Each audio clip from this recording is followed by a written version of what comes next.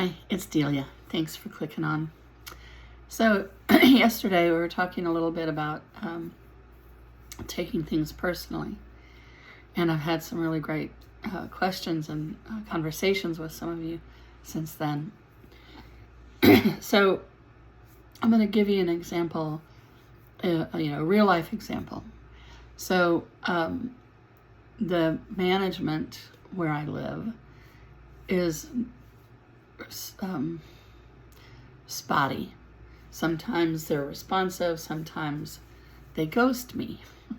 So I had a question about doesn't matter, about something with the alarm system here for the fire business. And there were some glitches. So they came and the maintenance guy came and looked and said, well, we just changed the batteries, which I knew. And that they would have to check with the fire department. Okay, fine, that sounds good. And then I put in a work order after like a week because I hadn't heard anything. And then the work order got canceled, which usually means the computer did it. But I went ahead and I emailed and I said, what's the deal with the fire? Did the fire department come out and did they check? These are security questions that I'm interested in, knowing what's going on. And no answer. So 10 days later, I just added to that email and sent back to her, what's the update? And what's, just curious what's going on. And no response. So a few days later, I sent another one. And this, I don't know if it's a generational thing. I think it's just everybody is so fried. But she just ghosts whenever. She doesn't answer an email when she doesn't want to, which is like a lot of people who don't answer text if they don't feel like it, or if it's not a question for them. So there's a lot of ways that we're supposed to be able to communicate with each other that we've developed habits of not answering, not responding, and then being like this woman, she's always like surprised that I might be upset with her. But so many people are upset with her so often that she doesn't care if you're upset with her. So it's a real bugaboo. But the important part about all of this is the internal part. So what happens for me when somebody doesn't respond to a text or to an email in a reasonable amount of time is I take it personal and I wonder, what did I do wrong? Did I phrase it wrong? Should I have said it differently? Should I have this? Should I have that? And I recognize it because I've been doing it for so long, and I've certainly done a lot of healing work around it. But I do believe it's always good to ask questions. So I found myself in this specific real life example, I found myself getting really mad, and they shouldn't be that way, and they should respond to emails within a timely manner. I mean, it could be 48 hours, but it's so erratic with these people. And it also is very familiar, right? It's a lot like childhood. And that rings bells,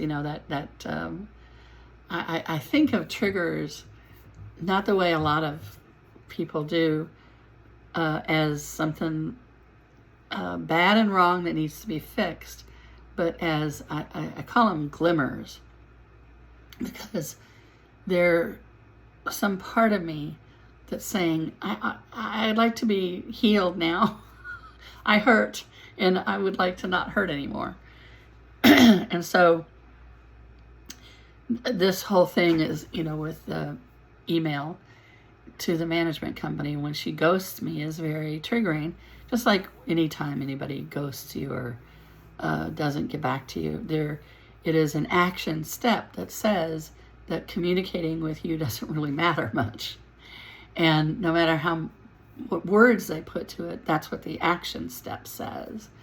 And so it isn't a case of I don't take it personal, and then I'm, all up in the clouds and nothing affects me anytime. It's that when something does hit an owie, I want to know what the owie is and what can we do about it. So not being listened to is something that a lot of people have in their childhood experiences. And being, seen and not heard, or shushed, or told that they're wrong or stupid or bad. I mean, there's a lot of pain around being heard and being listened to.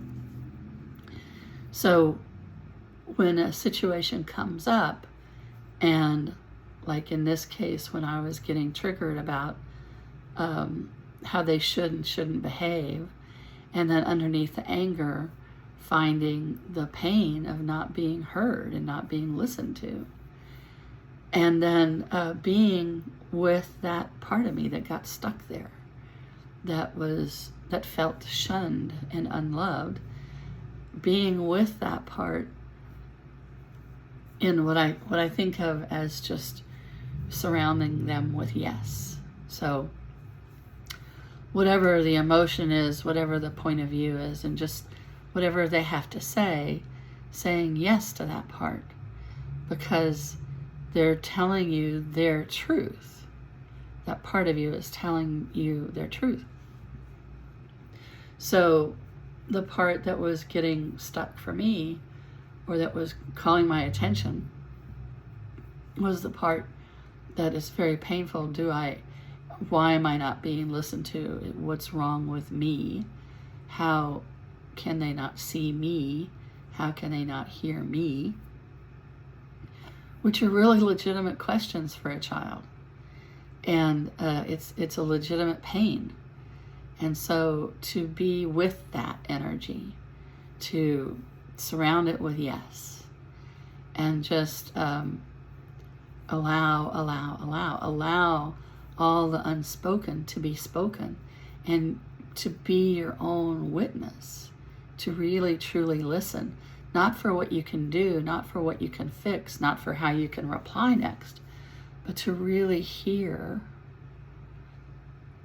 the message and what that part has to say. Now, when that part is actually heard, this is true for any communication, when emotions are electromagnetic calls to action. That's biologically what they are, chemically what they are. So when you actually hear what they have to say, instead of shunning them or judging them and running away from them, when you actually receive the transmission, the communication, it changes the energy instantly. And in that moment, without thinking your way there, you will automatically, it's almost like rising in an elevator to a clearer perspective, a better understanding, and it all just kind of happens inside you. And then the words come later.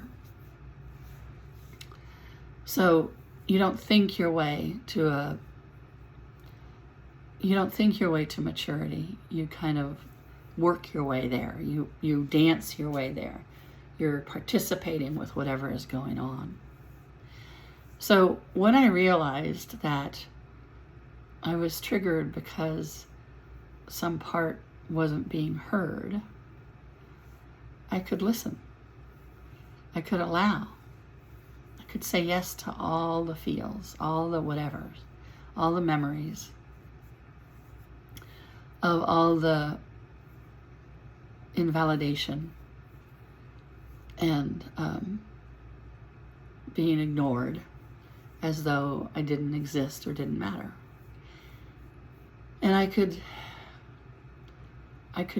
stand in that part of me, that part, right? Parts work. I could stand in her point of view and see how exactly true what her experience, what she was describing, was for her. And that completed the transmission. That completed her communication. And then she didn't have to be stuck anymore because she delivered her message. And someone had heard her. And in that moment, then I'm unhooked. I'm not triggered. I'm annoyed because it's a stupid way to run a business. But I'm not paralyzed. I'm not bleeding about it. I'm not hooked anymore. And that part that had been stuck is no longer stuck. And the richness of that amazing part can flow fully in within me. It's not stuck anymore. So when I say don't take things personally, it is, a lot of times people are just doing their best to get by. And you don't need to take things personally. But on the occasion that you find yourself taking things personally, maybe stop, close your eyes, breathe, and ask, who's hurting? What part is hurting? What can I do for you? Tell me what you got to say. Say to me what never got heard. And be present. And appreciate whatever that part has to say. Just say yes to all of it. It doesn't matter if it's technically right or wrong. It matters that that's how that part feels and that's how that part sees things. And what really matters is that someone receive the information and witness that part. It's incredibly powerful, listening. It's one of the most powerful superpowers we have, and one of the least used. And once that part has said their piece, they will just melt away. You don't have to do anything to get rid of them. It's not a thing you want to get rid of. It's a thing you want to hear, participate with, embrace. And that's where the magic comes. You're transforming